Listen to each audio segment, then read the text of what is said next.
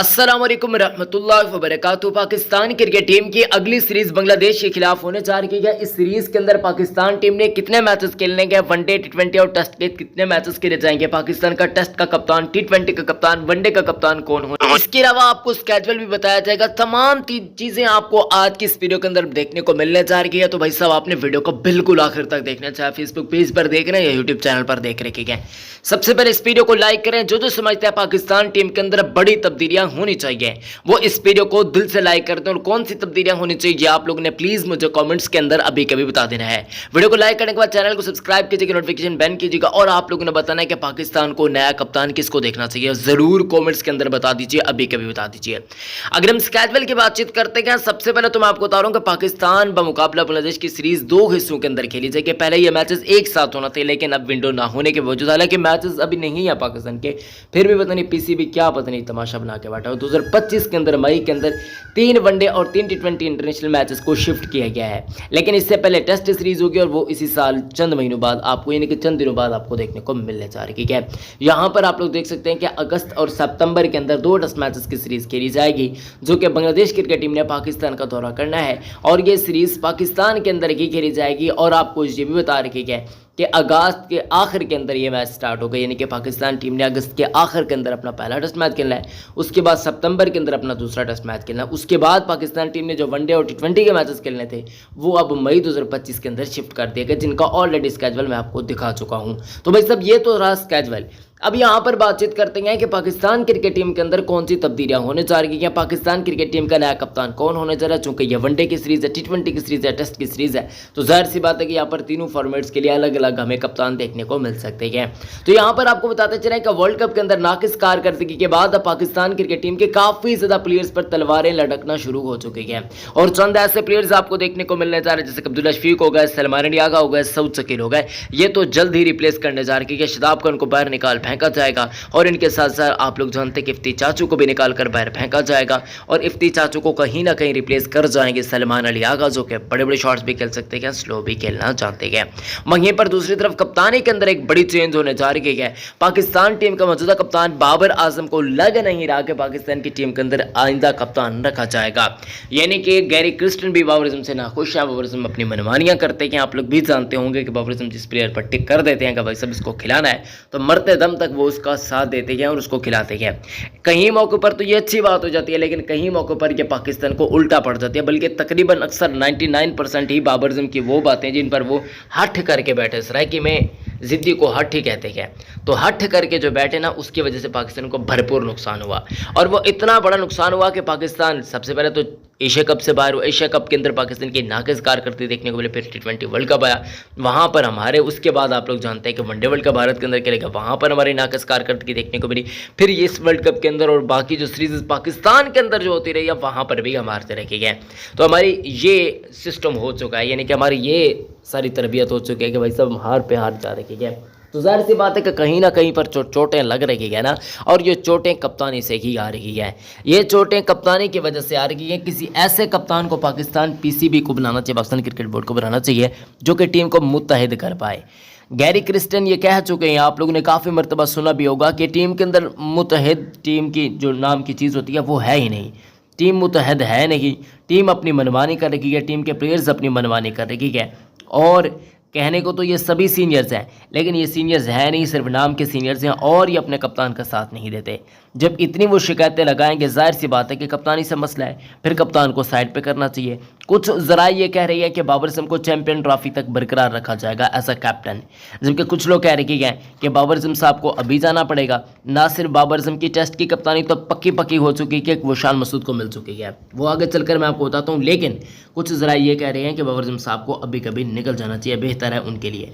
क्योंकि जब से उनको कप्तानी से हटाया गया था, न्यूजीलैंड के खिलाफ जो बाहर वाली सीरीज थी, यानी कि पाकिस्तान ने जो न्यूजीलैंड से बाहर खेली थी, न्यूजीलैंड के अंदर खेली थी सीरीज, शाहीन जाफरीदी कप्तानी के अंदर बाबर को जब पहली मरतबा कप्तानी से हटाया गया था, आप लोग जानते हैं कि वहाँ पर बाबर आजम ने काफ़ी ज़्यादा रन बना दिए थे, 3 50s गालिबन या 2 50s बना दी थी, और बड़ी बड़ी इनिंग्सें खेली थी। तो जाहिर सी बात है कि पाकिस्तान क्रिकेट टीम को मूव ऑन करना पड़ेगा, कप्तान किसी और को चुनना पड़ेगा। अब कप्तानी के दौड़ के अंदर काफ़ी ज़्यादा ऐसे घोड़े हैं जो दौड़ रहे हैं, घोड़े ही कहना चाहिए पाकिस्तान टीम के। कप्तानी के इस दंगल के अंदर काफ़ी ज़्यादा पहलवान हैं जो कि दौड़ रही है। अब ठीक है, क्योंकि अक्सर लोग फिर गालियां देना शुरू कर देते हैं कि भाई साहब इनको घोड़े बना रहे हैं, ये बना रखी है। इनको पहलवान बना दिया। अब तो खुश है ना भाई साहब। पहलवानों ने जो दिल जीता है वो भी आप लोग जानते हैं कि दिल हमारे सड़े हुए हैं इस वक्त। चलें छोड़ देते हैं, फिर भी आप बेशक हम पर तनकीद कर दें, इन सुपरस्टार पर तनकीद मत कीजिएगा, क्योंकि ये मुल्क का नाम इतने ज़बरदस्त तरीके से रोशन करते हैं। इनके अंदर तो इतनी कुव्वत नहीं है, इनके अंदर इतनी ताकत नहीं है कि शर्ट पर लगे पेप्सी वाले आइकन को ही निकाल कर फेंकें। वो तो कर नहीं रहे, अब क्या कर सकते हैं यार। इनके अंदर तो कोई जुर्रत नहीं है, कोई ताकत नहीं है। चले आप फिर यहाँ पर भी हमें गालियाँ देना शुरू कर देंगे। रहने दे दोस्तों, आगे बढ़ते हैं, मूव ऑन करते हैं हम भी। अब यहाँ पर मैं आपको बता रहा हूँ कि पाकिस्तान टीम के अंदर जो ही कप्तानी का मसला हल होगा, टीम के तमाम तरह मसले हल हो जाएंगे। इमाद वसीम तो छुट्टी करने जा रही है, वो तो जाने जा रही है। उनकी टीम के अंदर कुछ जगह भी नहीं बनती, सेंस भी नहीं बनती। इमाद वसीम को निकाल कर बाहर फेंका जाएगा। मेहरान मुमताज अब पाकिस्तान की टीम के अंदर आ रही है। अच्छा दोस्तों, बांग्लादेश के खिलाफ जो सीरीज है यहाँ पर जो कि टेस्ट मैचेस पहले खेले जाएंगे, तो वहाँ पर भी आपको चंद एक तब्दीलियाँ देखने को मिल सकती है, लेकिन ज़्यादा नहीं, क्योंकि टेस्ट की टीम एक पक्की टीम है और ये जो ओडीआई और T20 फॉर्मेट की टीम है, ये कच्ची टीम है। ओडीआई को बदकिस्मत हम ऐसी वाह टीम है, गुज़िश्ता कई महीनों से हम ओडीआई का मैच ही नहीं खेले और तकरीबन नवंबर के अंदर जाकर हमारे मैचेस हैं। तो ये हार है भाई सब हमारा, यानी कि वनडे वर्ल्ड कप के बाद से लेकर नवंबर तक हमारे पास कोई वनडे का मैच नहीं है। शर्म करनी चाहिए पीसीबी को, कुछ तो रियाज करना चाहिए, क्रिकेट को कुछ तो करना चाहिए यार। ये पता नहीं कहाँ क्रिकेट को लेकर जा रही है, क्या मुझे समझ नहीं आ रही। छोटी छोटी टीमें वो ओडीआई फॉर्मेट की सीरीज खेलते कि क्या पाकिस्तान नहीं खेला। पाकिस्तान को क्यों कम मैचेस देखने को मिलते हैं, या फिर इस हार के डर की वजह से एपीसीबी कम मैचेस रखवाता है, ये भी हो सकता है। खैर, मोहम्मद रिजवान पाकिस्तान टीम के स्ट्रॉन्ग कैंडिडेट बन चुके हैं, जो कि एज अ कैप्टन पाकिस्तान की टीम के अंदर आपको देखने को मिलने जा रही है। और मोहम्मद रिजवान के अंदर ये काबिलियत मौजूद है कि वो टीम को जोड़ सकते हैं। टीम के अंदर जो अभी उखाड़ बिछाड़ हुई है, टीम के अंदर चंद प्लेयर्स को निकाल कर जब दोबारा से टीम बनाई जाएगी, काफ़ी ज़्यादा प्लेयर्स होंगे जो कि वापस आ जाएंगे। अब्दुल शफीक वापस आ जाएंगे टीम के अंदर, सऊद शकील वापस आ जाएंगे पाकिस्तान की टीम के अंदर। T20 फॉर्मेट की बातचीत कर रहा हूँ, ठीक है, टेस्ट फॉर्मेट तो वो खेलते ही रहते हैं। अब कुछ लोग कह रहे हैं कि सरफराज अहमद को कप्तान बनाए। भाई साहब, सरफराज अहमद को कप्तान नहीं बनाना चाहिए। ये आप मुत्तफिक होंगे मुझसे कि सरफराज से 1000 करोड़ दर्जे बेहतर है कि आप रिजवान को ही एज अ कप्तान कंसिडर करें और रिजवान को ही बना दें। अब सरफराज अहमद बेचारे की खुद की कारकर्दगी इतनी लिखी है, तो वो फिर रिजवान और सरफराज का वो आप सोच, एंडी फ्लावर जो कि काफ़ी शार्प सोच रखते हैं, उनके मुताबिक मोहम्मद रिजवान को पाकिस्तान का कप्तान बना देना चाहिए और यहीं पाकिस्तान की टीम के मसलों को हल कर सकते हैं। और मैं भी तकरीबन इसी चीज़ पर मुत्तफिक हूँ कि Mohammad Rizwan as a captain Pakistan team को बड़े अच्छे तरीके से लीड कर सकते हैं। इनके अंदर वो सारी कुव्वत मदाफत मौजूद है जो कि एक अच्छे कैप्टन के अंदर होनी चाहिए। जब पाकिस्तान ने किसी विकेट कीपर को कैप्टन बनाया, पाकिस्तान की टीम के अंदर इंप्रूवमेंट्स आई है, तो वो मेरे हिसाब से हो जाना चाहिए। मोहम्मद रिजवान को आप पाकिस्तान का कप्तान कंसिडर नहीं करना चाहिए, बल्कि पाकिस्तान का पक्का कप्तान बना देना चाहिए। अब ये तो टेस्ट और मैं माजरत के साथ T20 और ओडीआई फॉर्मेट की बातचीत कर चुका हूँ। सर हम थोड़ा सा मूव ऑन करते हैं, यहाँ पर बातचीत करते हैं टेस्ट फॉर्मेट की। तो वहाँ पर क्या हो रहा है, तो भाई सब यहाँ पर भी कुछ अच्छे हालात नहीं लग रहे हैं। मैं आपको सीरियसली बता रहा हूँ यार, आप चाहे माने या फिर ना माने, हालात यहाँ पर भी काफ़ी कशीदा हैं। शान मसूद की कप्तानी के बारे में बाबर आजम साहब बड़ी भड़के मारा करते थे कि भाई साहब इसको कप्तानी से हटा दो, इसकी कोई ज़रूरत नहीं की है, इसकी ज़रूरत नहीं है पाकिस्तान की टीम के अंदर, ये करना चाहिए वो करना चाहिए। लेकिन अब मैं आपको बता रहा हूँ कि बाबर आजम साहब खुद मानेंगे कि भाई साहब मैं तो कुछ उखाड़ के नहीं आया, तो मैं शान को क्यों कप्तानी से हटवाऊँ। तो शान मसूद और पीसीबी क्यों कर एक नाकाम कप्तान को टेस्ट का कप्तान दोबारा से कंसिडर करेगा।